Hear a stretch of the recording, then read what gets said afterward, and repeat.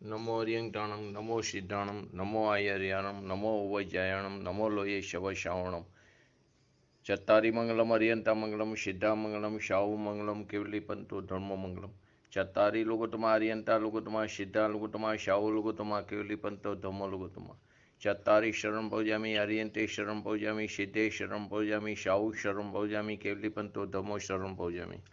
આપણે ચાર અભાવની ચર્ચા કરી રહ્યા છીએ। તો પહેલી વસ્તુ અભાવ એટલે કે જે વસ્તુ જ નથી તો એનો અભાવની ચર્ચા કરવાનો અર્થ શું? તો કે અહીં અભાવનો અર્થ અભાવની અસ્તિત્વ સિદ્ધ કરવાનું છે કે એક પદાર્થ અભાવનો અર્થ છે ન હોવું અથવા તો તેની નાસ્તી। તો કે ક્યાં નાસ્તી છે? તો કે એકનો બીજામાં એક પદાર્થનો બીજા પદાર્થમાં ન હોવાને જ અભાવ કહેવામાં આવે છે। આમ કહીને આપણે અભાવની સિદ્ધિ કરી છે। અભાવનો અભાવ નથી તેનો તો સદભાવ છે, પરંતુ એક પદાર્થનું બીજા પદાર્થમાં ન હોવું તેને અભાવ કહેવામાં આવ્યો।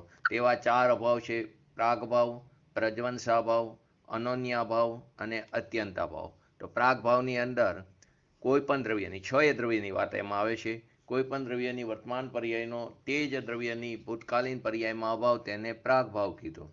તેવી જ રીતે પ્રજ્વંસાભાવમાં કોઈ પણ દ્રવ્યની વર્તમાન પર્યાયનો તે જ દ્રવ્યની ભવિષ્યકાલીન પર્યાયમાં અભાવ તેને પ્રજ્વંસાભાવ કહેવામાં આવ્યો।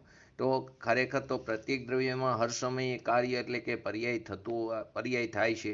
તે ક્યાં કાર્ય થાય છે, તેની અસ્થિ ક્યાં છે, તે કાર્યની નાસ્તિ એટલે કે એનો અભાવ ક્યાં છે, તે કાર્ય ક્યારથી થતું આવ્યું છે, તે કાર્ય એક સમયનું છે કે અનાદિકાળથી તે ટકી શકે છે, તે કાર્ય અનાદિકાળનું છે કે અનંતકાળ સુધી તે ટકી શકશે, તે બધું આ ચાર અભાવની ચર્ચામાંથી આપણને સિદ્ધ થાય છે। તો આપણે આ બે અભાવની વાત કરી તો તેની અંદર આ બંને અભાવ ખાલી જીવ અને પૂતગલ દ્રવ્યની પર્યાય પૂરતા જ મર્યાદિત નથી, પરંતુ છોએ દ્રવ્યની પર્યાયોમાં તે લાગુ પડે છે। અહીં આપણે એની અસ્થિ અને નાસ્તિ એટલે કે સદભાવ અને અભાવ તે વર્તમાન પર્યાય ઉપર જ આપણે ઘટિત કરીશું। અસ્થિ અને નાસ્તિ એક જ પર્યાય ઉપર એક જ સમયમાં આપણે તેને ઘટિત કરી છે, એટલે કે વર્તમાન પર્યાયમાં અસ્થિ અને નાસ્તિ બે ધર્મ એક સાથે જ એટલે કે યુગપત છે। હવે બેને સાથે આપણે વ્યાખ્યા કરવી હોય તો કે વર્તમાન પર્યાયનો ભૂત અને ભવિષ્ય પર્યાયમાં અભાવ તેને પ્રાગભાવ અને પ્રજ્વંસાભાવ કહેવામાં આવ્યો છે। તો અહીં માં અને નો પ્રત્યયનો ધ્યાન રાખવાનું છે। માં ક્યાં લાગ્યું છે? વર્તમાન પર્યાયનો નો શબ્દ ક્યાં લાગ્યો? વર્તમાન પર્યાય। અને માં ભૂત અને ભવિષ્ય, તો વર્તમાન પર્યાયનો ભૂત અને ભવિષ્ય પર્યાયોમાં અભાવ તેને પ્રાગભાવ અને પ્રજ્વંસાભાવ કહેવામાં આવે છે। ભૂતકાળની જે પણ ઘટનાઓ આપણી ઘટી ગઈ છે તેમાં તો આપણે કાંઈ જ ફેરફાર કરી શકતા નથી, અને ભવિષ્યકાળ તો હજુ આવ્યો નથી, તો તેમાં આપણે શું ફેરફાર કરી શકીએ? માટે ભૂતકાલીન અને ભવિષ્યકાલીન બધી પર્યાયો પરથી દ્રષ્ટિ ખસેડીને આ જે વર્તમાન પર્યાયમાં જ્યાં કાર્ય થાય છે તેનું લક્ષ ખાલી ત્રિકારી પોતાના સ્વભાવ ઉપર કેન્દ્રિત કરવાથી, તેને જાણતા રહેવાથી, અભેદ એકાકાર એની અંદર થવાથી આત્માનુભૂતિની પ્રાપ્તિ થાય છે અને આત્માના અસંખ્ય પ્રદેશે આનંદની અનુભૂતિ થાય છે। તો કે કોઈ એમ કે અમે આટલો બધો જીનાગમનો અભ્યાસ કરી છે તો હમણાં સમ્યક દર્શન નહીં થાય, તો આ સંસ્કાર તો આગળ રહેવાના ને, આ સંસ્કાર તો આગળ કામમાં આવવાના ને, તો કે તું શું કામ સંસ્કાર પૂરતો સંતોષ પામીને બેસી રહેશે? કાર્ય અથવા ધર્મ પ્રગટ કરવાની કેમ તું તમન્ના રાખતો નથી? પ્રજ્વંસભાવ તો ભવિષ્યકાલીન પર્યાયમાં અભાવ બતાવે છે, તો વર્તમાન પર્યાય તો રહેવાની નથી, તો પછી સંસ્કાર માત્ર રહેશે, તે કેવી વિચિત્રતા? માટે તું સંસ્કારમાં સંતોષ ન માન, કાર્ય અથવા ધર્મ પ્રગટ કરવાની તું તાલાવેલી અત્યારથી જ પ્રાપ્ત કર। એનાથી આગળ આપણે જે વાત આવી પ્રાગભાવને જો નહીં માની તો કાર્ય શું થશે? અનાદિનું થશે। જો પ્રાગભાવને નહીં માની તો કાર્યને અનાદિનું થશે, કેમ કે વર્તમાન પર્યાયનો ભૂતકાલીન પર્યાયમાં અભાવને નહીં માની તો કાર્ય અનાદિકાળથી ચાલ્યું આવે છે તે માનવાનો પ્રસંગ ઊભો થાય છે। જો પ્રજ્વંસને નહીં માનીએ તો કાર્ય અનંતકાળ સુધી ચાલુ રહેશે, એટલે કે જે વર્તમાન પર્યાય છે તેનો ભવિષ્યકાલીન પર્યાયમાં અભાવ નહીં માની તો તે કાર્ય અનંતકાળ સુધી ચાલુ રહેશે। તો રોગી છે તે કાયમ માટે રોગી બનશે, તે નિરોગી નહીં બની શકે। તેવી જ રીતે જે મિથ્યા દ્રષ્ટિ છે તે કાયમ માટે મિથ્યા દર્શનમાં જ રહેશે, તેને ક્યારેય સમ્યક દર્શનની પર્યાયની પ્રાપ્તિ નહીં થાય, અને જે કોઈ જીવ સાધક દશામાં છે તેને ક્યારેય મોક્ષની પ્રાપ્તિ નહીં થાય। ત્રીજો જે અભાવ હતો તે હતો અનન્ય ભાવ. ત્રીજો અભાવ અનન્ય ભાવ હતો. તો તેની અંદર શું આવે છે? અનન્ય ભાવમાં એક પૂતગલ દ્રવ્યની વર્તમાન પર્યાયનો બીજા પૂતગલ દ્રવ્યની વર્તમાન પર્યાયમાં અભાવ, તેને શું કહેવામાં આવ્યું? અનન્ય ભાવ કહેવામાં આવ્યો. ખરેખર તો પ્રત્યેક જે પરમાણુ જે છે પૂતગલ દ્રવ્ય, તે પૂતગલ દ્રવ્યમાં જે સ્કંદ છે તે તો પૂતગલ દ્રવ્યની પર્યાય છે. પરમાણુ જે છે તે પૂતગલ છે. તો કે તેમાં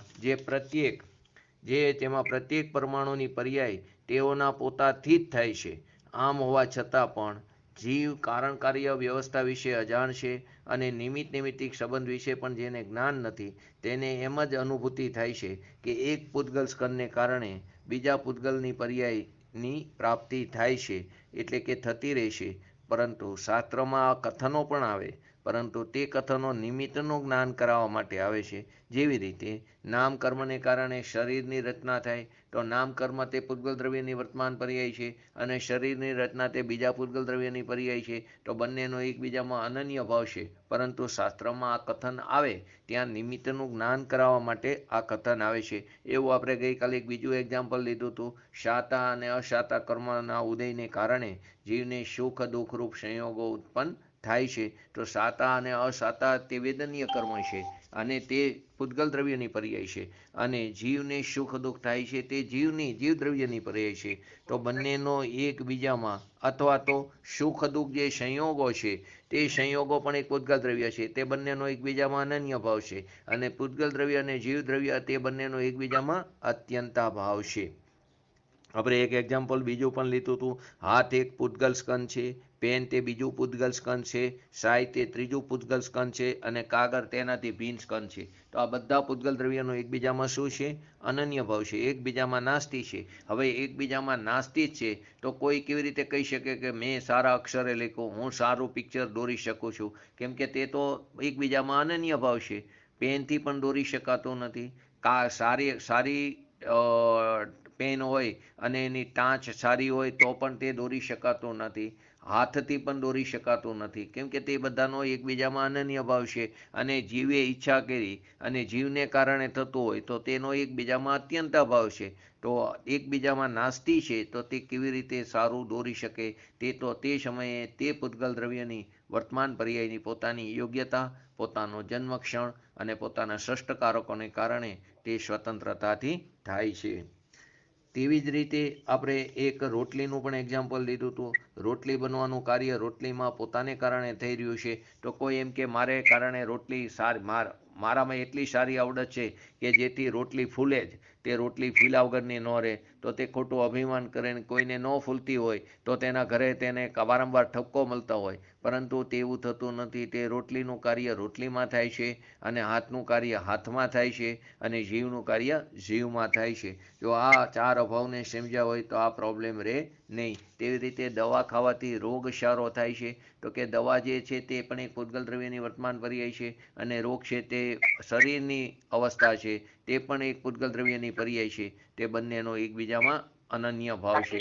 પરંતુ જ્યારે પણ શરીરમાંથી રોગ જાય છે અને શરીર નિરોગી બને છે ત્યારે ત્યાં દવા જ નિમિત્ત રૂપે હોય છે. માટે ત્યાં નિમિત્તનું જ્ઞાન કરાવવા માટે કથન કહેવામાં આવે કે દવા ખાવાથી રોગની નાબૂદી થાય છે અથવા તો રોગ ચાલ્યો જાય છે. પરંતુ ત્યાં નિમિત્તનું જ્ઞાન કરાવવા માટેનો આ કથન છે. છતાં પણ પૂતગલ દ્રવ્યની વર્તમાન પર્યાયનો એકબીજામાં અનન્ય ભાવ હોય છે, પરંતુ તેમની વચ્ચે નિમિત્ત નૈમિત્તિક સંબંધ હોય છે. એટલે કે જ્યારે કોઈ પણ કાર્ય થાય ત્યારે નિમિત્તની ઉપસ્થિતિ તો હોય જ છે, પરંતુ નિમિત્ત કાર્યમાં કાંઈ પણ કરતું નથી. નિમિત્તની હાજરી હોય પણ નિમિત્ત કાર્યમાં કાંઈ પણ કરતું નથી. અહીં નિમિત્તનો નિષેધ નથી કરવાનો, પણ નિમિત્તથી કાર્ય થાય છે એવી માન્યતાનો નિષેધ કરવાનો હોય છે. જો દરેક કાર્ય થાય ત્યારે એમાં યોગ્ય નિમિત્તો હોય ને હોય જ. જો તેનો સ્વીકાર ન કરી તો જ્ઞાન ખોટું ઠરે છે, અને નિમિત્તથી કાર્ય થાય એવું જો માની લઈ તો શ્રદ્ધા ખોટી ઠરે છે. તો કે આ વસ્તુ પણ એટલી ધ્યાન રાખવી પડે. અને તેવી જ રીતે છેલ્લું પૂતગલના સ્પર્શ ગુણના પર્યાયોમાંથી સ્નિગ્ધ ગુણ જે એની સ્નિગ્ધ નામની પર્યાય છે અને વૃક્ષ નામની જે પર્યાય છે તેને કારણે બંધ થાય છે. આપણે કોઈ એક વૃક્ષનું એક્ઝામ્પલ લઈ, વૃક્ષ પરમાણુના 2 ગુણ, તે તેનાથી વધારે વૃક્ષ પરમાણુવાળા ગુણ સાથે તેનો બંધ થાય તો તે વધારે ગુણવાળો જે સ્નિગ્ધ વૃક્ષ પરમાણુ છે તેના જેવું થઈ જાય. તો કોઈ એમ કે વધારે ગુણવાળાને કારણે ઓછા ગુણવાળો તે વધારે ગુણવાળા જેવો થયો, એમ નથી. દરેક પોતપોતાની યોગ્યતાથી સ્વતંત્ર રૂપે તે પરિણમે છે. અને છેલ્લું અત્યંતાભાવ. અત્યંતાભાવની અંદર એક દ્રવ્યનો બીજા પોતાના સિવાયના બીજા ઇતર બધા દ્રવ્યોમાં અભાવ. એટલે કે ધારો કે જીવદ્રવ્ય લો તો જીવદ્રવ્યનો પોતે જે જીવદ્રવ્ય છે તે સિવાયના બધા જીવદ્રવ્ય અને તે સિવાયના બાકીના 5 એટલે બાકીના બધા ઇતર દ્રવ્યોમાં તેનો અભાવ છે, તેને અત્યંતાભાવ કહેવામાં આવે છે. તો આપણે ગઈકાલે એમાં આ વાત કરેલી. તો હવે તેમાં પ્રાગભાવ અને પ્રજ્વંસ ભાવ તો તે 6 દ્રવ્યની વર્તમાન પર્યાયમાં જ લાગુ પડે છે. વર્તમાન પર્યાયને અનુલક્ષીને તે વાત કરવામાં આવે છે. અનન્ય ભાવમાં ખાલી પૂતગલ દ્રવ્યની વર્તમાન પર્યાય ઉપર જ એમાં ભાવ લાગુ પડે છે. અને અત્યંતા ભાવ તે 6 દ્રવ્યમાં તે દ્રવ્યમાં લાગુ પડે છે. તે પર્યાયની વાત નથી, ત્યાં તે દ્રવ્યમાં લાગુ પડે છે. હવે જો 4 અભાવને ન માની તો કયો દોષ આવે? પ્રાગ ભાવને ન માની તો કાર્ય અનાદિનું થાય, પ્રજ્વંસ ભાવને ન માની તો કાર્ય અનંતકાળ સુધી રહે, પ્રસંગ ઉદ્ભવે છે. અનન્ય ભાવને ન માની તો એક પૂતગલ પર્યાયનું કાર્ય એટલે એનું અસ્તિત્વ બીજા પૂતગલની પર્યાયમાં મળવાથી વસ્તુ વ્યવસ્થા જ બગડી જાય છે. અને અત્યંતા ભાવ ન માની તો દ્રવ્યની સ્વતંત્રતા ભિન્ન રહેશે નહીં. તો 2 અથવા વધારે દ્રવ્યો એકરૂપે થતાં દ્રવ્યનો નાશ થાય તો વિશ્વનો નાશ થવાનો પ્રસંગ ઉદ્ભવે છે.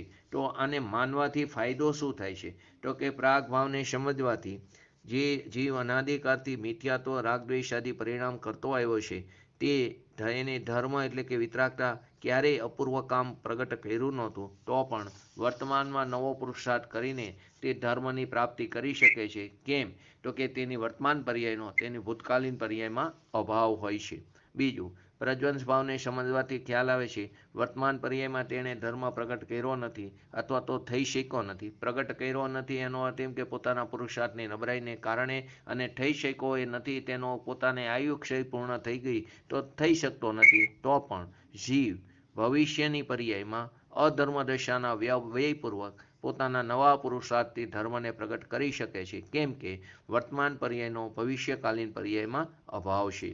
ત્રીજું, અનન્ય ભાવને સમજવાથી એટલું સમજાઈ જાય છે કે પૂતગલ દ્રવ્યની વર્તમાન પર્યાય બીજા પૂતગલ દ્રવ્યની વર્તમાન પર્યાયમાં કાંઈ પણ મદદ, પ્રેરણા, હેરફેર કંઈ પણ કરી શકતું નથી. જે બંને તો સજાતીય દ્રવ્ય છે તે સજાતીય દ્રવ્યની પર્યાયમાં પણ તે કંઈ કરી શકતું નથી. તો પૂતગલની પર્યાય જીવમાં કંઈ કરી જીવને સુખી દુઃખી કરી શકે તે માન્યતા કેટલી શક્ય છે?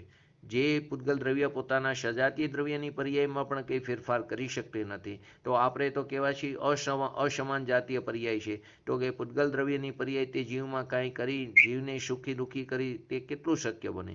ચોથી, અત્યંતા ભાવને સમજવાથી વિશ્વ વ્યવસ્થાનું જ્ઞાન થાય છે.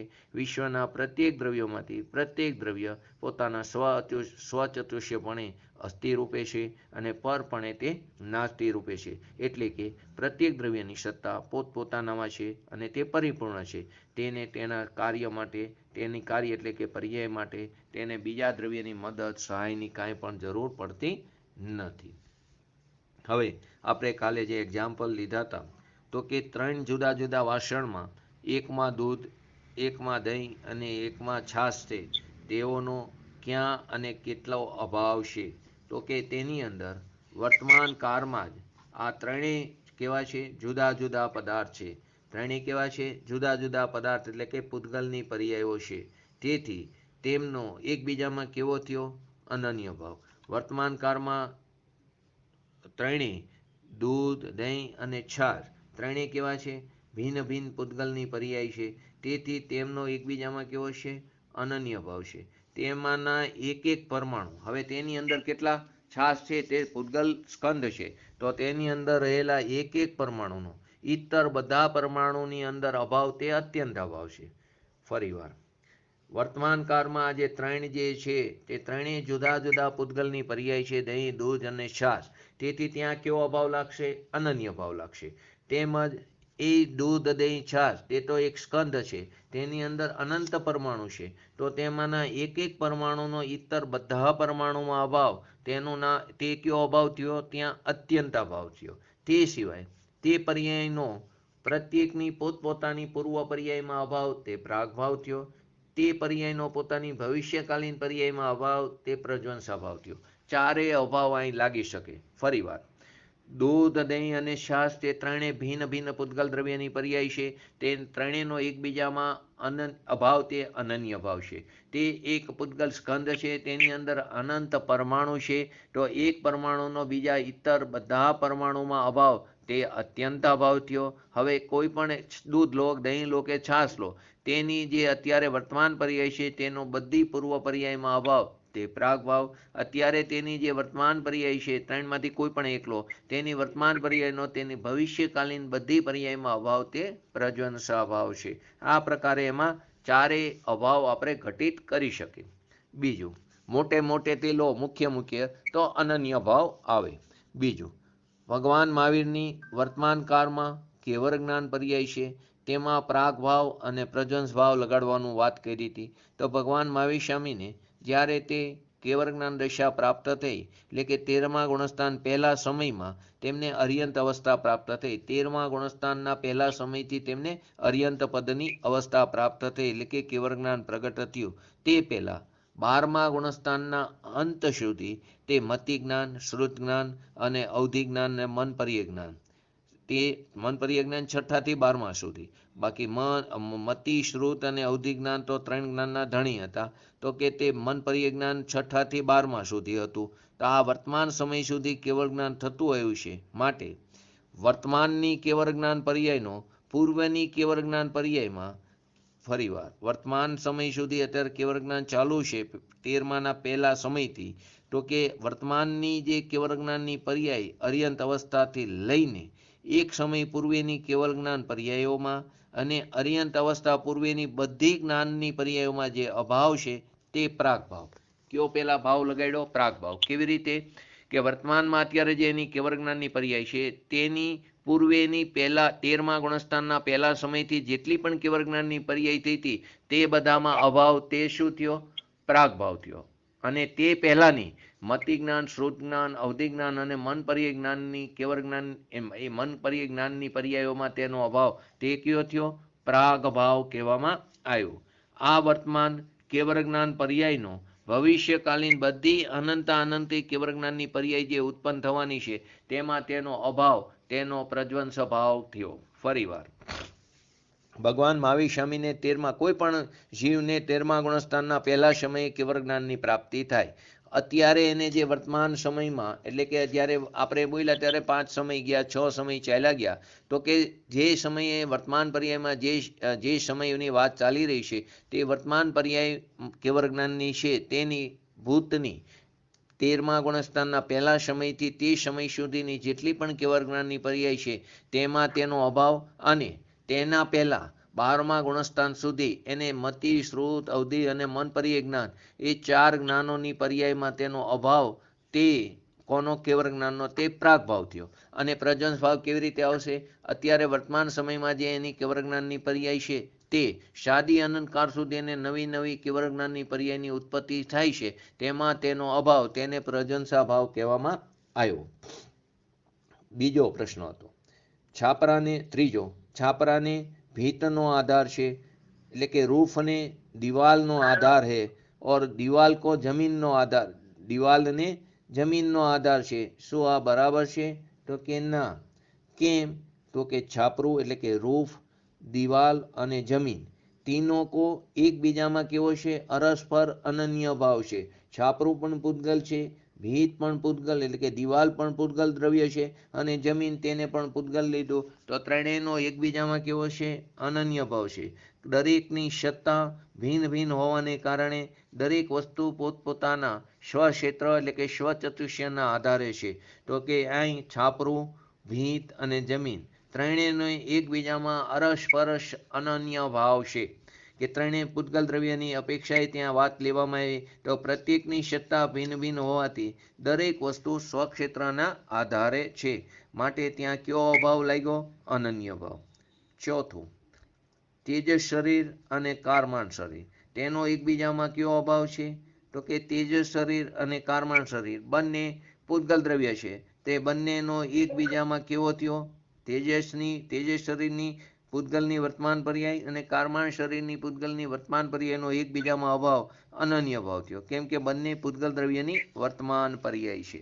હવે એના પછીનો જે પ્રશ્ન થયો તો કે તેની અંદર ચાર વસ્તુ આપણે લીધી હતી: ઈચ્છા અને ભાષા, બીજું લીધું હતું ચશ્મા, આંખો અને જ્ઞાન, ત્રીજી વસ્તુ લીધી હતી શરીર અને કપડા, અને ચોથી વસ્તુ લીધી હતી શરીર અને જીવ અથવા શરીર અને આત્મા. તો સૌથી પહેલા ઈચ્છા અને ભાષા, તો અહીંયા કયો અભાવ લાગશે? ઈચ્છા અને ભાષામાં અત્યંતાભાવ છે. શું છે? ઈચ્છા અને ભાષા વચ્ચે અત્યંતાભાવ છે. કેમ અહીંયા અત્યંતાભાવ લીધો? કેમ કે જે ઈચ્છા છે તે જીવની ચારિત્ર ગુણની વિભાવ પર્યાય છે. ઈચ્છા કયા ગુણની પર્યાય છે? ચારિત્ર ગુણની. કયા દ્રવ્યની પર્યાય છે? જીવ દ્રવ્યની. ઈચ્છા તે જીવ દ્રવ્યના ચારિત્ર ગુણની વિભાવ પર્યાય છે, અને ભાષા છે તે ભાષા વર્ગણાનું કાર્ય છે. તો ભાષા વર્ગણા તે પૂતગલની પર્યાય છે, માટે બંને દ્રવ્યો જુદા જુદા ભિન્ન ભિન્ન છે. તો એક દ્રવ્યનો બીજા દ્રવ્યમાં અભાવ તે અત્યંતાભાવ છે. ફરીવાર, ઈચ્છા અને ભાષામાં અત્યંતાભાવ છે, કેમ કે ઈચ્છા છે તે જીવ દ્રવ્યના ચારિત્ર ગુણની વિભાવ પર્યાય છે, અને ભાષા છે તે પૂતગલની પર્યાય છે, માટે બંને દ્રવ્યો જુદા જુદા ભિન્ન ભિન્ન છે. બધે એક દ્રવ્યનો બીજા દ્રવ્યમાં અભાવ, જેને આપણે અત્યંતાભાવ કહીએ છીએ. બીજું, ચશ્મા. હવે એમાં ત્રણ વસ્તુ છે: ચશ્મા, આંખ અને જ્ઞાન. તો એમાં જુદું પાડો. પહેલા ચશ્મા અને આંખ બંનેનો એકબીજામાં કયો થાય? અનન્ય ભાવ. બંને પૂતગલ દ્રવ્ય છે, બંને પૂતગલ દ્રવ્યની વર્તમાન પર્યાયનો એકબીજામાં અભાવ તે કયો થયો? અનન્ય ભાવ. હવે આ જે બંને છે ચશ્મા અને આંખ, અને તેની સાથે જ્ઞાન લો. ચશ્મા અને આંખ તે બંનેનો અને જ્ઞાનનો તેનો એકબીજામાં અત્યંતાભાવ છે. ચશ્મા અને આંખ તે પૂતગલ દ્રવ્ય છે, જ્ઞાન છે તે જીવ દ્રવ્યની જ્ઞાન ગુણની વાત છે, તો કે તે જીવ દ્રવ્ય છે, અને ચશ્મા અને આંખ તે પૂતગલ દ્રવ્ય છે. એટલે ચશ્મા અને આંખ તે બંનેનો જીવ દ્રવ્યનો એટલે કે એનો એકબીજામાં અત્યંતાભાવ છે, કેમ કે જ્ઞાન તે જીવના જ્ઞાન ગુણની પર્યાય છે. ચશ્મા અને આંખ વડે જ મને જ્ઞાન થાય છે એવી જે અજ્ઞાન દશામાં આપણી માન્યતા છે તેનું અહીં ખંડન થાય છે. ચશ્મા અને આંખ વડે જ મને જ્ઞાન થાય છે કે મારે ચશ્મા એટલે આંખ છે તો જ હું અત્યારે શાસ્ત્ર અભ્યાસ કરું તો જ મને જ્ઞાન થાય, તો તે માન્યતા કેવી છે? વિપરીત માન્યતા છે. કેમ કે આંખ છે તે પૂતગલ દ્રવ્યની પર્યાય છે, જ્ઞાન છે તે જીવ દ્રવ્યના જ્ઞાન ગુણની પર્યાય છે. તો બંનેનો એકબીજામાં કેવો છે? અત્યંતાભાવ છે. અને કોઈને નંબર વધારે હોય અને તેને આંખ પણ હોય તો એમ કે મને વાંચી શકશો નથી, મારે ચશ્મા લગાડવા પડશે, તો કે તે તારી માન્યતા વિપરીત છે. કેમ કે ચશ્મા અને આંખ તે બે પૂતગલ દ્રવ્યની વર્તમાન પર્યાયનો એકબીજામાં અભાવ તેને અનન્ય ભાવ છે. તે આ અનન્ય ભાવને માનતો નથી, માટે તારી આવી માન્યતા ઊભી થાય છે. આના ઉપર ગુરુદેવનો પ્રસંગ પણ યાદ આવે કે ગુરુદેવને લીંબડીની અંદર ત્યાં શ્વેતાંબર સંપ્રદાયના અગ્રગણ્ય એવા ચંદ્રશેખર મહારાજે તેમને ચર્ચા માટે કીધું. તો ગુરુદેવ કાયમ માટે એમ કહેતા કે ક્યાંય ચર્ચા કરવાની ના પાડતા, કે સદગુરુ કરે સહજ કા ધંધા, વાદ વિવાદ કરે શો અંધા. તો કે મારે ચર્ચા કરવી નથી. ત્યારે ચંદ્રશેખર મહારાજે એમ કીધું, તમે ચર્ચા નહીં કરો તો લોકો એમ માનશે કે એમને કંઈ ખબર નથી. તો કે લોકોને જે માનવું એ માને, પરંતુ હું ચર્ચા કરીશ નહીં, કે તેનાથી ભાવો બગડશે. તે છતાં તેમને એટલો અતિ આગ્રહ રાખ્યો ચંદ્રશેખરજીએ. તો ત્યાં ગુરુદેવે એમ કીધું, આ ચશ્મા છે તો ચશ્માને કારણે દેખાય છે? તો કે હા, ચશ્મા હોય તો જ દેખાય. તો કે ગુરુદેવ ક્યાંય ચર્ચા પૂરી થઈ ગઈ. તો કે જે લોકો એમ માને છે ચશ્માને કારણે હું જોઈ શકું છું, આંખ વડે હું જોઈ શકું છું, તો તે તારી માન્યતા વિપરીત છે. તો વિપરીત લોકો સાથે ચર્ચા કરવાનો કોઈ અર્થ રહેતો નથી. આ પ્રસંગ અહીં લીંબડીમાં આપણા જ એરિયામાં આ બનેલો. તો અહીં ચશ્મા અને આંખ તે બંનેનો એકબીજા સાથે કેવો છે? અનન્ય ભાવ છે. અને ચશ્મા અને આંખ બંનેનો જ્ઞાન સાથે કેવો થયો? અત્યંતાભાવ છે. ત્રીજું, શરીર અને વસ્ત્ર તે તો ઇઝી છે. શરીર તે પૂતગલ દ્રવ્ય છે, વસ્ત્ર તે શું છે? તે બીજું પૂતગલ દ્રવ્ય છે. તો તે બંનેનો એકબીજામાં કેવો થયો? અનન્ય ભાવ થયો. બંને પૂતગલ અલગ અલગ સ્કંદ છે. ચોથું, શરીર અને જીવ તો એ બંનેનો એકબીજામાં કેવો થયો? અત્યંતા ભાવ. કેમ કે શરીર તે પૂતગલ દ્રવ્ય છે, જીવ તે જીવ દ્રવ્ય છે. વાસ્તવમાં હવે તેની અંદર શરીર જીવ જે છે તે પણ એક એક પરમાણુ સ્વતંત્ર દ્રવ્ય છે. તેઓનો એકબીજામાં કેવો છે? પૂતગલ દ્રવ્યમાં પણ જે એક પરમાણુ છે તેના ઇતર બીજા બધા પરમાણુમાં તેનો અત્યંતાભાવ છે. અને જીવ દ્રવ્ય સાથે પણ તેનો કેવો છે? અત્યંતાભાવ છે. હવે આપણે આ વસ્તુ જાણતા નથી, એટલે કે ચાર અભાવને યથાર્થ માનતા નથી. તો આપણે શું ભૂલ કરી છે? કે જીવ શરીરને જ શું માને છે? હું પણ શરીરમાં જ અહમપણું કરે છે. અને શરીર તે જ હું છું એમ માનીને આપણે ત્યાં એકત્વ બુદ્ધિ કરી છે. અને વસ્ત્રોને કારણે આપણે સુંદર વસ્ત્રો પહેર્યા હોય, એકદમ અદ્યતન અને ઊંચા કિંમતી વસ્ત્રો આભૂષણોથી હું મહાન છું એમ માનીને તેમાં મમત્વ બુદ્ધિ કરી છે કે હું સુંદર પ્રકારના વસ્ત્રો પહેરું છું અને હું આનાથી સુંદર લાગી રહ્યો છું એમ માનીને તેની અંદર મમત્વ બુદ્ધિ કરે છે. અથવા તો શરીરનું કાર્ય કરનારો હું, પર પદાર્થને ભોગવનારો હું એમ માનીને તે પોતાના કર્તૃત્વ બુદ્ધિ અને ભોક્તૃત્વ બુદ્ધિનું પોષણ કરીને જીવ તેનું મિથ્યાત્વ અને અજ્ઞાન કાયમ માટે ચાલુ રાખે છે. ચાર વસ્તુ આવી: એકત્વ, મમત્વ, કર્તૃત્વ અને ભોક્તૃત્વ. એકત્વ શું કર્યું? જીવ શરીરને એમાં જ હું પણ માન્યું એમ માનીને તેમાં જ એકત્વ બુદ્ધિ કરે છે. વસ્ત્રો આદિને કારણે હું મહાન છું એમ માનીને તેમાં મમત્વ બુદ્ધિ કરે છે. હું શરીરનું કાર્ય કરનારો છું એમ માનીને ત્યાં કર્તૃત્વ બુદ્ધિ કરે છે. અને હું શરીર આદિ જે પરપદાર્થ છે તેને ભોગવનારો હું છું એમ માનીને તે ભોક્તૃત્વ બુદ્ધિ કરે છે. આ ચારે પ્રકારની બુદ્ધિઓનું પોષણ કરીને જીવ તેનું મિથ્યાત્વ અને અજ્ઞાન કાયમ માટે સાથે રાખે છે. જો જ્યાં સુધી આ નહીં તોડે ત્યાં સુધી જીવ ધર્મને પ્રગટ કરી નહીં શકે, ત્યાં સુધી મોક્ષ માર્ગની શરૂઆત પણ નહીં થાય અને ત્યાં સુધી મોક્ષની પ્રાપ્તિ પણ નહીં થાય. આગળનો પ્રશ્ન: કુંભારે ચાક, લાકડી વગેરે વડે ઘડો બનાવ્યો છે. નિશ્ચયથી માનીએ તો કયા કયા અભાવને માનવામાં આવ્યા નથી? તો કે કુંભારનું શરીર એ પેલું લો, ચાક લો, ઘડો લો અથવા લાકડી સાથે લો, એ બધાનો એકબીજામાં કેવો થયો? અનન્ય ભાવ. કુંભારનું શરીર પણ પૂતગલ છે, તે ચાક પણ પૂતગલ છે, લાકડી પણ પૂતગલ છે, ઘડો પણ શું છે? પૂતગલ. તો બધાનો એકબીજામાં કેવો થયો? અનન્ય ભાવ. હવે કુંભારના શરીર સાથે કુંભારનો જીવ પણ છે. તો કુંભારનો જીવ સાથે આ બધી વસ્તુ લો, કુંભારનું શરીર લો, ચાક લો, લાકડી લો અને ઘડો લો, ચારે વસ્તુ લો તો તે કુંભારના જીવ સાથે એનો કયો અભાવ થયો? અત્યંત અભાવ થયો. કુંભારે તે સાધન વડે ઘડો બનાવ્યો છે તે નિમિત્તનું કથન છે, તે ઉપચાર કથન છે. એને જો નિશ્ચય કથન માની લીધું તો આપણે અનન્ય ભાવ અને અત્યંતા ભાવને માન્યા નથી. તો કયા પ્રકારે અનન્ય ભાવને માન્યો નથી અને કયા પ્રકારે અત્યંતા ભાવને? તો કે કુંભારનો શરીર, ચાક, લાકડી, ઘડો આદિ જે છે તે પૂતગલ દ્રવ્ય છે બધા. તો બધા પૂતગલ દ્રવ્યનો એકબીજામાં કેવો છે? અનન્ય ભાવ લાગે છે. અને કુંભારનો જીવ સાથે લો તો કુંભારનો જીવ અને તે કુંભારનું શરીર, લાકડી, ચાક, ઘડો આદિ જે છે તેની સાથે અત્યંતા ભાવ છે. આ જે કુંભારે સાધનો વડે ઘડો બને ત્યારે આ સાધન નિયમથી હોય છે, પરંતુ તે સાધનોને કારણે ઘડો બનતો નથી. જો ઘડો બનાવવો હોય ત્યારે કુંભારનું હોવું પણ જરૂરી છે. કુંભાર હોય, લાકડી હોય, ત્યાં ચાક હોય, એરણ હોય, બધી વસ્તુ હોય અને ત્યાં કુંભારની ઈચ્છા પણ હોય તો પણ ઘણીવાર ઘડો બનતો નથી. તો કે ઘડો બનતા બનતા તૂટી જાય. તો કે ત્યારે જે સમયે ઘડાની પર્યાય જે છે, માટીના પરમાણુની પર્યાય છે, તેને જ્યારે ઘડા રૂપે થવાની લાયકાત હોય ત્યારે જ ઘડો બને છે. ત્યારે કુંભારની ઈચ્છા પણ નિમિત્ત રૂપે છે.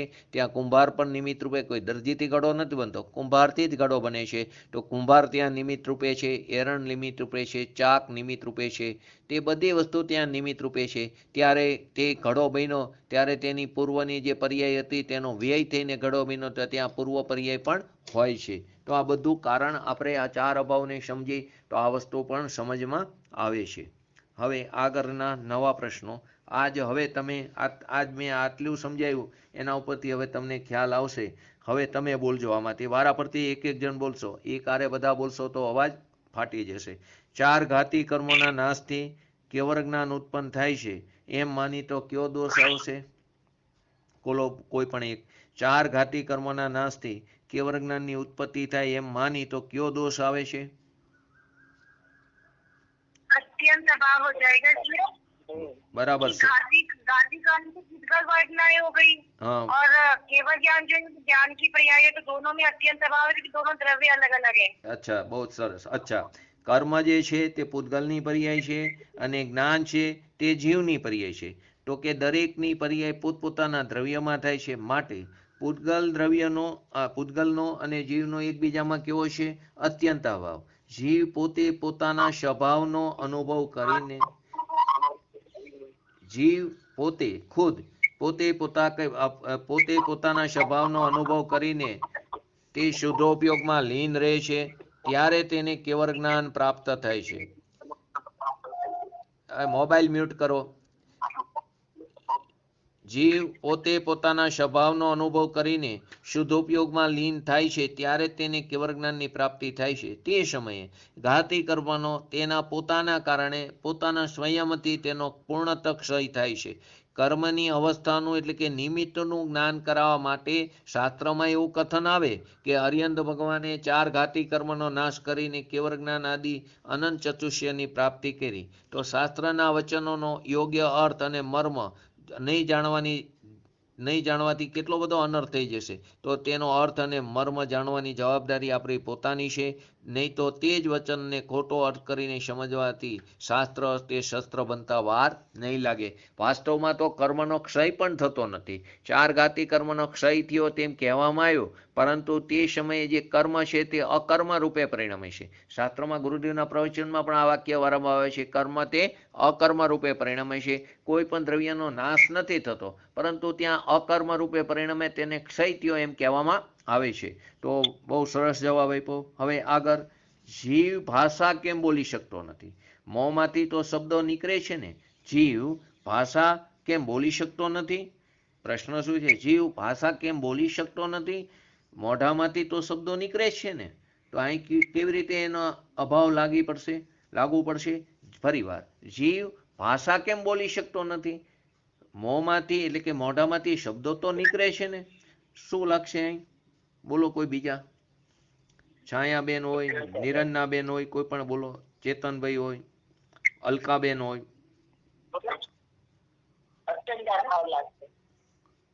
હા, બરાબર છે. જીવ અને ભાષા તે બંનેનો કેવો છે? અત્યંત અભાવ છે. માટે પૂતગલનું કાર્ય જીવ કરી શકતો નથી. પરંતુ અહીં એકલો અત્યંત અભાવ નહીં લાગે. જીવ અને ભાષા એનો તો બરાબર એકબીજામાં કેવો છે? અત્યંત અભાવ. પછી પાછળ શું કીધું? મોઢામાંથી શબ્દો તો નીકળે છે ને, તો મોઢો અને શબ્દ તે બંને કેવા છે? પૂતગલ સ્કંદ. તો મોઢો અને શબ્દ તે બંને વચ્ચે અનન્ય ભાવ થશે. કેમ કે બંને ભિન્ન ભિન્ન પૂતગલ દ્રવ્ય છે. જવાબ સાચો પહેલું, કે જીવ ભાષા કેમ બોલી શકતો નથી? તો કે જીવ ભાષા ન બોલી શકે, કેમ કે તે બંનેનો એકબીજામાં અત્યંત અભાવ છે. તો આપણે તો અત્યારે બોલી રહ્યા છીએ ને, તો અત્યારે જે બોલી રહ્યા છે તે ભાષા વર્ગનાનું કાર્ય છે. ત્યારે તે શબ્દો એની યોગ્યતાથી જ પરિણમિત થાય છે. આપણે ઘણીવાર ઘણી વસ્તુ કંટ્રોલ કરી છતાં પણ શબ્દો નીકળી જાય છે. તો તે શબ્દો તે સમયે તે રીતે પરિણમવાની તેની પોતાની યોગ્યતા હતી, માટે તે પરિણમી રહ્યા છે. નહીં કે તે ઈચ્છા કરી માટે શબ્દો પરિણમે છે. તો કે જીવ અને ભાષા તે બંનેનો એકબીજામાં અત્યંત અભાવ છે. પરંતુ બીજો પ્રશ્ન શું હતો? કે એની સાથે મોઢામાંથી શબ્દો તો નીકળે છે ને, તો મોઢું અને શબ્દ તે બંને કેવા છે? પૂતગલ દ્રવ્ય. તો બંનેનો એકબીજામાં કેવો છે? અનન્ય ભાવ છે. હવે આગળનો પ્રશ્ન, પંચમ કારમાં કેવળ જ્ઞાન થતું નથી, કારણ જીવોએ વ્રજ વ્રષદ નારાજ સહન હોતું નથી, તો કયો અભાવ માયનો નથી? ફરી વાર, પંચમ કાળમાં કેવળ જ્ઞાન નહીં હોતા, પંચમ કાળમાં કેવળ જ્ઞાન થતું નથી. કેમ કે જીવોને વ્રજ વૃષભ નારાજ સહન હોતું નથી. તો તમે ક્યાં અભાવને માયનો નથી? જો તમે આને આ કથનને નિમિત્ત કથનને બદલે તેને નિશ્ચય કથન માની લો, તો તમે ક્યાં અભાવને માન્યો નથી? આ નિમિત્તનું કથન છે. કેમ કે જીવને અત્યારે વ્રત ઋષભ નારા સહનન નથી હોતું, ઉપલા ત્રણેય સહનન નથી હોતા, નીચેના ત્રણ સહનન હોય છે. કે જે જીવને કેવળ જ્ઞાનની પ્રાપ્તિ થાય, એટલે કે જે જીવ મુક્ત દશામાં જશે, સિદ્ધ દશામાં પ્રાપ્ત થાય છે, તેને નિયમથી વ્રત ઋષભ નારા સહનન હોય છે. પરંતુ પંચમકારની અંદર જીવોને અત્યારે ઉત્તમ ત્રણ સહનન હોતા નથી, નીચેના ત્રણ સહનન હોય છે. તો તે નિમિત્તનું જ્ઞાન કરાવવા માટે કહેવામાં આવે કે પંચમકારમાં કેવળ જ્ઞાન થતું નથી. પરંતુ જો તેને નિશ્ચયનું કથન માની લે તો તમે ક્યાં અભાવને માન્યા નથી? જો ત્રણ પ્રકારના જીવને નિયમથી વ્રત ઋષભ નારા સહનન હોય છે. જે જીવ મોક્ષ દશાની પ્રાપ્તિ કરશે તેને પણ નિયમથી વ્રત ઋષભ નારા સહનન હોય છે. જે જીવ સાતમી નરકમાં જશે તે જીવને પણ નિયમથી વ્રત ઋષભ નારા સહનન હોય છે. કેમ કે ત્યાં તો એટલા બધા દુઃખો તેને સહન કરવાનો વારું શરીર પણ જોઈ ને, તો કે ત્યાં પણ એટલે એક અપેક્ષા તો કે ત્યાં પણ વ્રત ઋષભ નારા સહનન હોય છે. અને ત્રીજું, ભોગભૂમિમાં જે યુગલપણે જે જીવો જન્મે છે તે પણ કેવા હોય છે? વ્રત ઋષભ નારા સહનન વાળા જીવ હોય છે. અહીં આપણે પ્રશ્ન છે, પંચમકારમાં કેવળ જ્ઞાન થતું નથી, કેમ કે જીવોને વ્રત ઋષભ નારા સહનન હોતું નથી, તો ક્યાં અભાવને માન્યો નથી? આમાં ઘણી બધી વસ્તુ હે बराबर है। अत्यंत अभाव हो जाएगा क्योंकि केवल ज्ञान अलग द्रव्य हो गया और जो पंचम काल काल को लिया तो ये अलग द्रव्य हो गया। बराबर जवाब साचो है, पण आमा घणी बधी वस्तुओ लागशे એટલે હું લઉં તમને. પંચમ કાલ છે તે શું છે? કાલ દ્રવ્યનું વ્યવહાર કાળ દ્રવ્યની પર્યાય છે. તે વ્યવહાર નિશ્ચયકાર નહીં, પણ કયો છે? વ્યવહાર કાળ. તો પંચમ કાળ તે વ્યવહાર એટલે કે કાળ દ્રવ્યની પર્યાય છે જ, કાળ દ્રવ્યમાં છે. કાળ દ્રવ્યની પર્યાય કાળ દ્રવ્યમાં હોય છે. અને કેવળ જ્ઞાન તે જીવના જ્ઞાન ગુણની પર્યાય જે જીવમાં છે. તેમજ આપણે ત્રીજું પણ આવ્યું આની અંદર, વ્રજ વૃષભ નારા સહનન. તો વ્રજ વૃષભ નારા સહનન એ શરીરની પર્યાય છે, તે શરીરની વિશિષ્ટ રચના છે, તે પણ એક પૂતગલ દ્રવ્યની પર્યાય છે. તો ત્રણ દ્રવ્ય આવ્યા, એક કાળ દ્રવ્ય આવ્યું, એક જીવ દ્રવ્ય આવ્યું અને એક આવ્યું પૂતગલ દ્રવ્ય. ફરીવાર પંચમ કાલ તે વ્યવહાર કાળ, પણ તે છે કયા દ્રવ્યની પર્યાય છે? કાળ દ્રવ્યની. તો કાળ દ્રવ્યની પર્યાય કાળ દ્રવ્યમાં હોય છે. કેવળ જ્ઞાન તે જીવ દ્રવ્યના જ્ઞાન ગુણની પર્યાય છે, તો તે જીવ દ્રવ્યમાં છે. તેમજ વ્રજ વૃષભ નારા સહનન તે શરીરની એટલે કે પૂતગલની પર્યાય તે પૂતગલ દ્રવ્યમાં છે. તેથી આ ત્રણેય દ્રવ્યનો એકબીજામાં અત્યંત અભાવ છે. તમે ત્રીજું દ્રવ્ય ન લઈ શકા. પંચમકાર અને કેવળ જ્ઞાન લીધું, પણ વ્રજ વૃષભ નારા સહનન તે પણ એક પૂતગલ દ્રવ્ય છે, તે શરીરની પૂતગલ દ્રવ્યની પર્યાય છે. તે ત્રણેયનો એકબીજામાં અભાવ તે અત્યંત અભાવ છે. હવે આની અંદર થોડું આપણે એક બીજું પણ લઈ શકાય. વ્રજ વૃષભ નારા સહનન તે નામ કર્મના ઉદયથી આ સહનન પ્રાપ્ત થાય છે. જે નામ કર્મની જે ત્રાણુ પ્રકૃતિ છે ને, તે ત્રાણુ પ્રકૃતિમાં આવે છે. વ્રજ વૃષભ નારા સહનન તે નામ કર્મના ઉદયથી તે સહનન થાય છે. તે આપણે કરુણા નિયોગમાં આવે છે, પરંતુ તે નિમિત્તનું કથન છે. નામ કર્મ અને શરીર તે બંનેનો એકબીજામાં કેવો થયો? અભાવ થયો. વ્રજ વૃષભ નારા સહનન અને એટલે એ નામ કર્મના ઉદયથી તે સહનન થયું, અને તેનું અને શરીરનું તે બંનેનો એકબીજામાં કેવો થયો? અનન્ય ભાવ થયો. બંને પૂતગલ દ્રવ્યની વર્તમાન પર્યાય થઈ. તો કે વ્રજ વૃષભ નારાયણ સહનન છે શરીરની પર્યાય, પરંતુ તે નામ કર્મના ઉદયથી તે સહનન પ્રાપ્ત થયું. તો તે નામ કર્મની અપેક્ષાએ પણ તે કહી શકાય તો કે તેનો અને શરીરનો તે બંનેનો એકબીજામાં કેવો થયો? અનન્ય ભાવ થયો. તો અહીં ત્રણ પહેલા દ્રવ્ય આવ્યા, કાલ દ્રવ્ય આવ્યું. પંચમ કાળ તે કાળ દ્રવ્યની વ્યવહાર કાળ છે, તે કાળ દ્રવ્યની પર્યાય છે. બીજું આવ્યું જીવ દ્રવ્ય, અને સાથે આવ્યું વ્રજ વૃષભ નારા સહનન તે શરીરની વિશિષ્ટ રચના છે. તો ત્રણેય દ્રવ્યનો પૂતગલ દ્રવ્યનો ત્રણેયનો એકબીજામાં અભાવ તે અત્યંત અભાવ. હવે વ્રજ વૃષભ નારા સહનન તે નામ કર્મના ઉદયને કારણે તે સહનનની પ્રાપ્તિ થાય છે. તો ત્યાં જે નામ કર્મ છે તે નામ કર્મનો અને શરીરનો એકબીજામાં અનન્ય ભાવ છે, કે બંને પૂતગલ દ્રવ્ય છે. હવે આગળનો પ્રશ્ન, પવનથી ધજા ફરકે છે. પવનને કારણે આપણે પવન હોય તો મંદિરની ધજા ફરકે છે. તો કે પવનથી ધજા ફરકે છે ને, પહેલો જવાબ આપો અને પછી અભાવ કયો લાગશે. પવનથી ધજા ફરકતી હોય એવું જો માનશું તો આપણે કયા અભાવને માન્યો નથી પહેલું. અને જો પવનથી ધજા ફરકે છે ને તો એનો પહેલો જવાબ શું આવશે? ના, બરાબર, સરસ. હવે પવનથી ધજા ફરકે છે, નથી ફરકતી, તો એમાં કયો અભાવ છે કારણભૂત?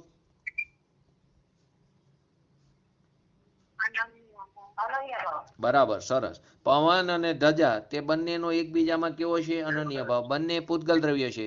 તો ધજા જે છે તે ખરેખર શેનાથી ફરકે છે? ધજા તે પૂતગલ દ્રવ્ય છે. તો પૂતગલ દ્રવ્યની અંદર ક્રિયાવર્તી શક્તિ છે.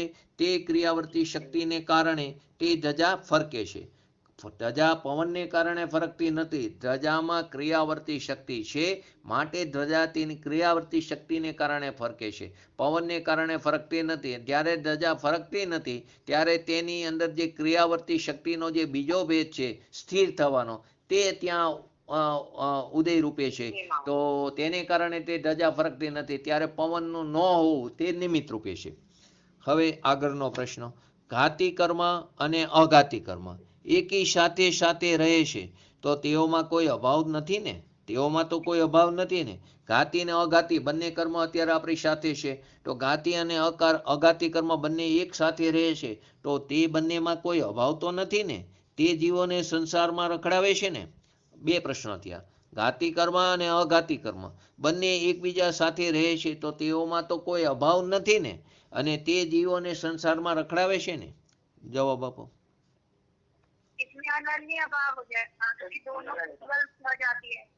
ઘાતી કર્મ અને અઘાતી કર્મ શું થયું? બંને પૂતગલ દ્રવ્ય છે. તો બંનેની પૂતગલ દ્રવ્યની જે વર્તમાન પર્યાય છે તે બંનેનો એકબીજામાં કેવો થયો?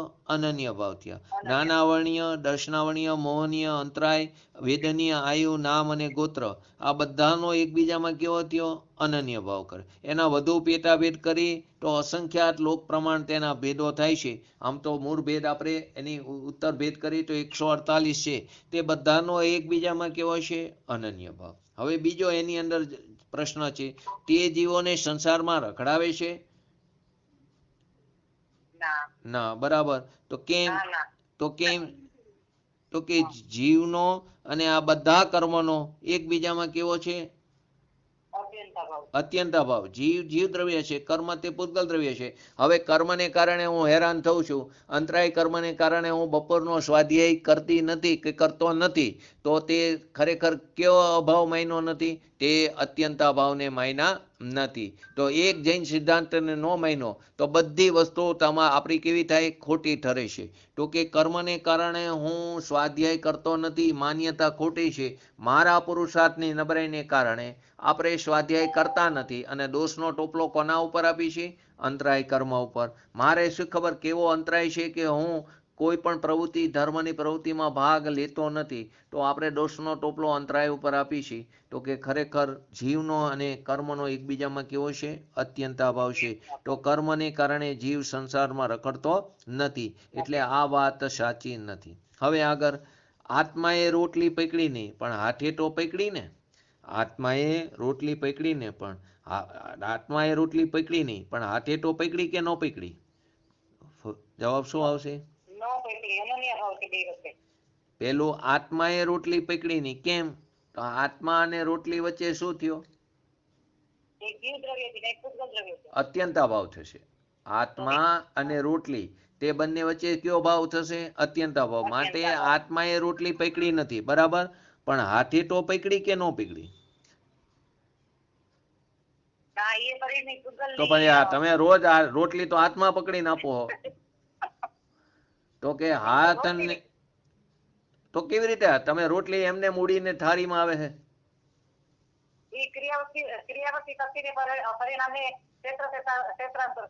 હા, પણ તો એમને સીધી ઉડીને આવે છે? બસ, તો અહીંયા નિમિત્ત છે. ત્યાં શું છે? હા. હવે હું આઉટ થઈ ગયો લાગી છે. આપણે બે જ રહ્યા લાગી. હા, અત્યારે જ આઉટ થયા. ઓલામને જે આપણને જોઈન્ટ કર્યા ને એને કલાક પૂરી થઈ હશે. ના, પણ ઈ તો ઓલો BSNL. હેલો.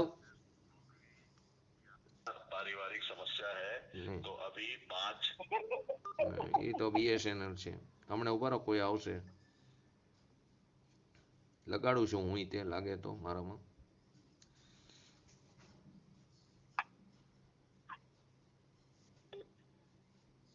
આજ તો બહુ લગાડ્યા, લાગ્યા જ નહીં ફોન.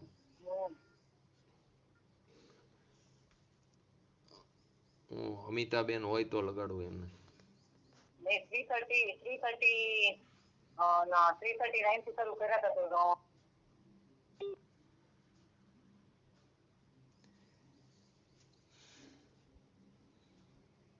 आपने जिस व्यक्ति को कॉल किया है वह अन्य कॉल पर व्यस्त. અમિતાબેન આપે. હા, અમિતાબેન નો એંગેજ આવે છે, લગાડ્યો.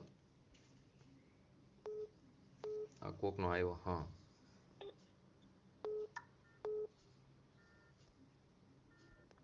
हेलो. हाँ, ज्वाइंट हो गया. अच्छा जी. हाँ, एक ज मिनट हो.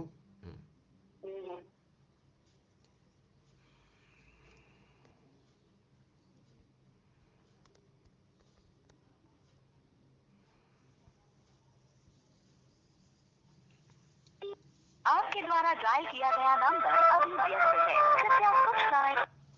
હા, આપણે કઈ વાત ચાલતી હતી આત્માની.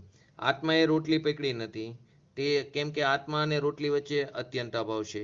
તેમ હાથે પણ રોટલી પકડી નથી, કેમ કે તે બંનેનો કેવો છે? હાથ અને રોટલીનો અનન્ય ભાવ છે. હાથે રોટલી પકડી એમ માની તો આપણે ખરેખર અનન્ય ભાવને માન્યો નથી. હું હાથ મારો કડક રાખીને રોટલીને પકડી શકું છું એવું જો માન્યું તો ખરેખર આપણે કોને માન્યો નથી? અનન્ય ભાવને માન્યો નથી. તેવી જ રીતે મેં રોટલી ખાધી તો ક્યાં અભાવને માન્યો નથી? મેં રોટલી ખાધી તો ક્યાં અભાવને માન્યો નથી? તો કે હું જીવ દ્રવ્ય છું અને રોટલી તે પૂતગલ સ્કંદ છે. મેં રોટલી ખાધી તો તે ક્યાં અભાવને માન્યો નથી? તો શું થયો? કયો અભાવ થયો? તો કે અત્યંત અભાવ થયો, કે હું જીવ દ્રવ્ય છું અને રોટલી કેવી છે? પૂતગલ સ્કંદ છે. તો બંનેનો એકબીજામાં કેવો થયો? અત્યંત અભાવ. તેથી જીવ રોટલી ખાય છે તે માન્યતા ખોટી છે. જીવ રોટલી ખાય છે તે માન્યતા ખોટી છે. એટલે કે આપણે અત્યંતા ભાવને માન્યો નથી. મેં રોટલી ખાધી તો કયો અભાવ માન્યો નથી? જો હું રોટલી ખાઉં છું રોજ, તો કે હું રોટલી ખાઉં છું તો કે મેં ક્યાં, હું એવું જો માનું તો ક્યાં અભાવને માન્યો નથી? તો કે અત્યંત અભાવને માન્યો નથી. હું એટલે કે જીવ દ્રવ્ય અને રોટલી એટલે પૂતગલ દ્રવ્ય, તે બંનેનો એકબીજામાં કેવો છે? અત્યંત અભાવ છે.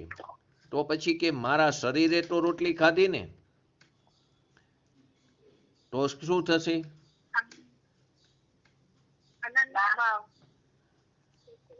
મારું શરીર માનવાથી હું જીવ દ્રવ્ય, મારું શરીર માનવાથી હું કેવો છું? મારું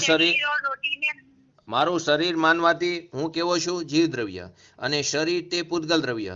તો એ બંનેનો શું થયો? અત્યંત અભાવ. તો તે આપણે તે અત્યંત અભાવને માનતા નથી. તેમજ શરીર અને રોટલી તે બંનેનો એકબીજામાં કેવો થયો? અનન્ય ભાવ. તેને પણ માન્યો નહીં. તો મારા શરીરે રોટલી ખાધી એમાં અનન્ય ભાવને પણ માનતા નથી, જો એવું માની તો, અને અત્યંતા ભાવને પણ નથી માનતા. મારું શરીર માનવાથી હું જીવ દ્રવ્ય અને શરીર તે પૂતગલ દ્રવ્ય, તો એ બંનેનો એકબીજામાં અત્યંતા ભાવ છે. અને શરીર અને રોટલીનો એકબીજામાં કેવો છે? અનન્ય ભાવ. તો આપણે જો એમ માની કે મારા શરીરે રોટલી ખાધી તો આપણે અનન્ય ભાવ અને અત્યંતા ભાવને માનતા નથી. તો આના ઉપરથી પ્રશ્ન થાય, મેં પણ રોટલી ખાધી નહીં, એટલે કે આત્મા પણ રોટલી ખાતો નથી, શરીર પણ રોટલી ખાતો નથી. તો આટલા વર્ષો સુધી મેં રોટલી ગઈ ક્યાં?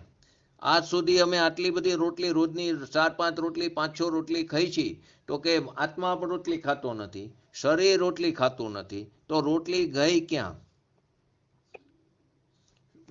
બે વસ્તુ બને છે, શરીર અને આત્મા. તો બે માંથી એકે રોટલી ખાતું નથી. તો રોટલી જાય છે ક્યાં? રોજ રોટલી તો ખાઈ છે. શું આવશે? रोटी की पर्याय चिन्ह जो कि रोटी की अपनी सत्ता है वो भी कभी नाश नहीं होती.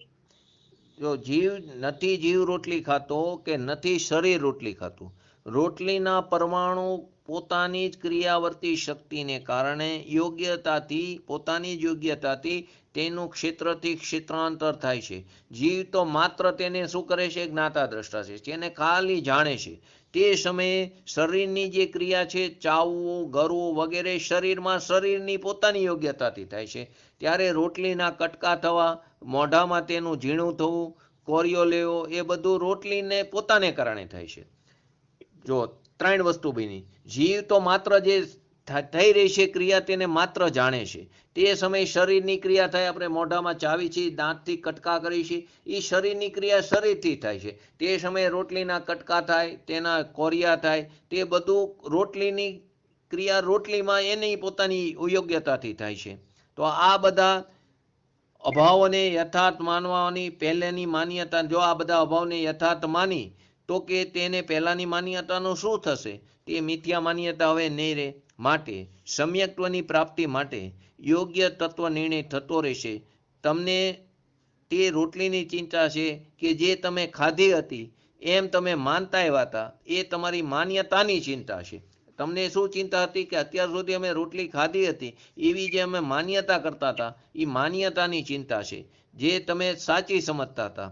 જે તમને તમારી પોતાની ચિંતા છે, પહેલાં એ તો નક્કી કરો કે તમને તમારી ચિંતા છે કે માન્યતાની ચિંતા. તો ખરેખર અમને અમારી ચિંતા છે, તો કે તે બંને તો પૂતગલ દ્રવ્ય છે, કે જે રોટલી જે છે અને જે શરીર છે તે બંનેનો પૂતગલ દ્રવ્યનો એકબીજામાં અનન્ય ભાવ છે. અને મેં એટલે કે હું, આત્મા અને રોટલીનો એકબીજામાં અત્યંત અભાવ છે. આત્મા અને શરીરમાં અત્યંત અભાવ છે.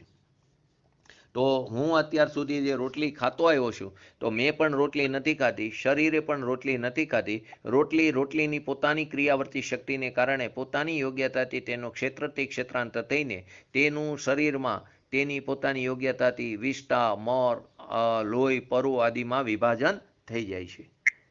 આગળ પ્રશ્ન. આપણે સિદ્ધ ક્ષેત્રની વંદના કરીએ છીએ, કારણ કેમ કે સિદ્ધ ક્ષેત્રથી જીવો મોક્ષે ગયા હતા. આપણે કેમ સિદ્ધ ક્ષેત્રની વંદના કરી છીએ? આપણે કેમ સમેત શિખર ઉપર જઈએ છીએ? આપણે કેમ પાલીતાણા જઈએ છીએ? પાલીતાણા તો સિદ્ધ ક્ષેત્ર છે ને. આપણે કેમ ત્યાં તેની વંદના કરી છીએ? કેમ આપણે ગિરનાર ઉપર જઈએ છીએ? કેમ તેની વંદના કરી છીએ? કારણ સિદ્ધ ક્ષેત્રથી જીવો મોક્ષે ગયા હતા ને. તો અહીં શું થાય છે? અહીં કેવી રીતે અભાવ લાગશે? અભાવ કેવી રીતના લાગે? ત્યાં તો સાદી જે સિદ્ધ ક્ષેત્રથી જે સિદ્ધ ત્યાં હોય એની તો પર્યાય ચાલુ છે ને, કંટીન્યુ. જો અહીં પણ અભાવ લાગે. સિદ્ધ ક્ષેત્ર જે છે તે આકાશનું ક્ષેત્ર છે. શું છે? સિદ્ધ ક્ષેત્ર જે છે તે આકાશનું ક્ષેત્ર અથવા તો તેનું સ્થાન બતાવે છે. અને મોક્ષ છે તે જીવની પર્યાય છે, જે જીવ દ્રવ્યમાં છે. કોઈ પણ સ્થળનું નામ મોક્ષ નથી કે જ્યાં જીવ જાય. જીવ દ્રવ્ય અને આકાશ દ્રવ્ય એ બંનેનો એકબીજા વચ્ચે અત્યંત અભાવ છે. સિદ્ધ ક્ષેત્ર છે તે લોકના અગ્રભાગે તનુવાતો લઈ તે આકાશનું ક્ષેત્ર છે. અને જીવની જે મોક્ષ થાય છે, મુક્ત દશા થાય છે, તે જીવની પર્યાય છે, તે જીવ દ્રવ્યમાં છે. કોઈ પણ સ્થળનું નામ મોક્ષ નથી કે જ્યાં જીવ જાય. જીવ દ્રવ્ય અને આકાશ દ્રવ્ય એ બંનેનો એકબીજામાં કેવો છે? અત્યંત અભાવ છે. વાસ્તવમાં જીવ દ્રવ્યના સ્વક્ષેત્રમાં જ મોક્ષ પર્યાય પ્રગટ થાય છે. પોતાના સ્વચતુષ્યમાં જ મોક્ષની પર્યાય પ્રગટ થાય છે. પરંતુ સંયોગોની અપેક્ષાએ જે આકાશ ક્ષેત્રમાં જે સ્થાને જીવે મોક્ષ પર્યાય પ્રગટ કરી હોય તે સ્થાનને, તે ક્ષેત્રને ઉપચારથી, વ્યવહારથી સિદ્ધ ક્ષેત્ર કહેવામાં આવે છે. ઉપચારથી કહેવામાં આવે. સંયોગોની અપેક્ષાએ જે જગ્યાએથી જીવે પોતાના સ્વદ્રવ્યની અંદર મુક્ત દશા પ્રાપ્ત કરી હોય ત્યારે તે ક્ષેત્રને, તે સ્થાનને ઉપચારથી, વ્યવહારથી સિદ્ધ ક્ષેત્ર કહેવામાં આવે છે. હવે આપણે સિદ્ધ ક્ષેત્રની વંદના કરતી વખતે આ રહસ્યને જાણી કે તે જેઓએ મોક્ષ પર્યાય, મોક્ષરૂપી કાર્ય તેને ક્યારે, કઈ રીતે પ્રગટ કર્યું, ત્યારે જ આપણી તીર્થ વંદના તે સાચી કાર્યકારી નીવડશે. ત્યારે આપણે સિદ્ધ ક્ષેત્રની વંદના કરી ત્યારે આપણને આ વસ્તુ અભાવનો જો ખ્યાલ હોય કે આ જગ્યાએ આ જીવે પોતાના જીવ દ્રવ્યમાં જ એને મોક્ષની પર્યાયની પ્રાપ્ત કરી, પરંતુ ત્યારે વ્યવહારથી, ઉપચારથી તે ક્ષેત્રને વ્યવહારથી, ઉપચારથી સિદ્ધ ક્ષેત્ર કહેવામાં આવ્યું. માટે આપણે તેની વંદના કરી છે. જો આ યથાર્થ રીતે માની તો જ આપણી તીર્થ વંદના તે કાર્યકારે નીવડશે.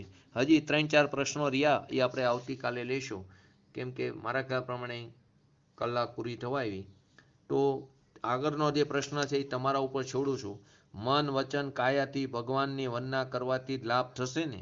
મન વચન અને કાયાથી ભગવાનની વંદના કરવાથી લાભ થશે જ ને? એક પહેલો પ્રશ્ન એ. બીજો, મારી યુવાની કાયમ ટકાવવા હું દવા લઉં છું, એવું જો માન્યું તો કે કયા અભાવને માન્યું નથી? ત્રીજો પ્રશ્ન, અગ્નિથી પાણી ગરમ થયું, પેટ્રોલથી ગાડી ચાલી, એમ માની તો કયો અભાવને માન્યો નથી? ચોથો, પૈસાથી સુખ મળે છે, અમે મહેનત કરીને પૈસા કમાયા, શું આ વસ્તુ સાચી છે? અને છેલ્લે, અમારા શાતાવેદનીય કર્મના ઉદયથી તો અમને પૈસા મળે છે ને, સારા સંયોગો પ્રાપ્ત થાય છે ને. તો આ બધી વસ્તુના આપણે અભાવની કાલે ચર્ચા કરશું. એટલે કાલે અહીં અભાવનું ચેપ્ટર કાલે પૂરું થશે. આજના જે પ્રશ્નો લીધા તે પણ ફરીવાર થોડા લઈ લઈશું. તો બોલીએ, કે પ્રશ્ન હોય તો બોલો.